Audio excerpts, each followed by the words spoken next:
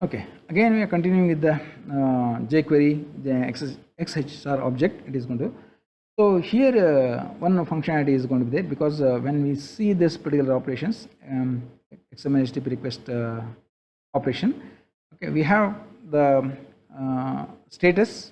Okay, if it is going to be success, then it is going to say that 200, it's nothing but okay. So status text is associated with the description of the status code. So 200 means it is okay, like that it is going to display. Okay. So here how that JQ, that is jQuery XML HTTP request object works basically. Okay. So that it is going to use three methods. One is done, one is file, and is always. Okay. So now you can able to see this here. The client browser is there, server is there here. JavaScript is going to work here. So this object is going to take a get method URL, okay, that code.php, this function is going to execute. So goes to the web server and it comes back to this browser, and here it is going to check, okay, whether it is 200, means whatever you have been done voted, whether it is correct. Okay. So status, if it is okay, means okay, it is done. Okay. If it is 404, means it is not found. Okay. There is a failure is there. Okay. So the error method is being displayed. Then and always that it is going to be in the loop. Always it is in the loop. See, when you will be going for the voting, the same concept is being followed over there. Right? So you will be going to press that button. After the button press, the beep sound is going to appear. Beep sound appears means the success is going to be there in that. If the beep sound is not going to appear, or you will be going to hear that, then some error is going to be found in that. And after removing that error, so you will be going to get always it is in the next person is going to come, next person is going to, like that it continues for the whole time period. So this extra object is going to contain all these methods. Either you can use get method or post method, any request that you can able to make it. Okay.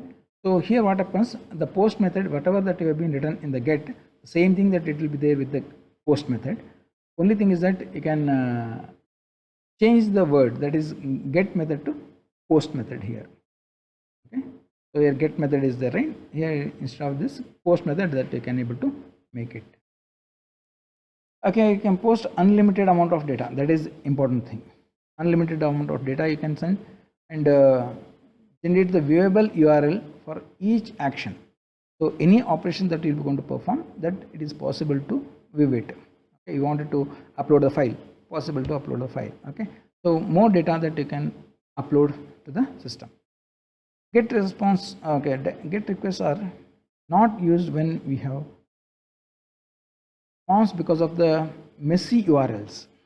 More number of URLs are going to be there, means it is not going to be useful over there. Okay. Limitation is there for this get method.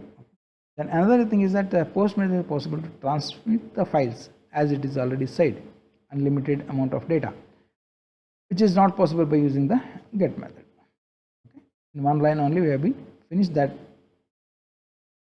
what is the get method and what is the post method. Okay.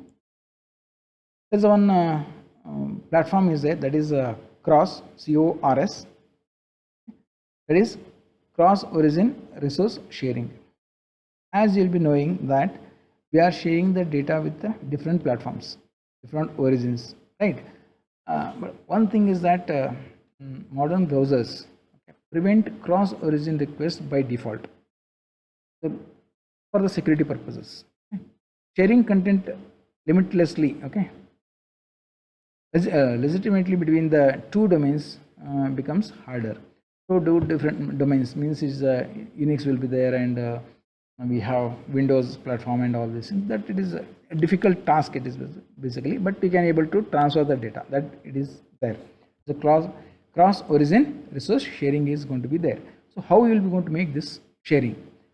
In HTML5 you can able to implement this one very easily by using only one method, that is called as access control allow origin : star. So everything that you can able to transmit and others can view it. Site wants to allow any domain to access its content through the JavaScript, it would add the following script, okay, in its responses. So when it is going to be added in the JavaScript for that particular browser, so it is going to be, you can download it.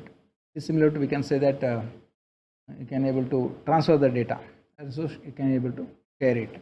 That's the advantage of this access control allow origin. That it is all about the AJAX.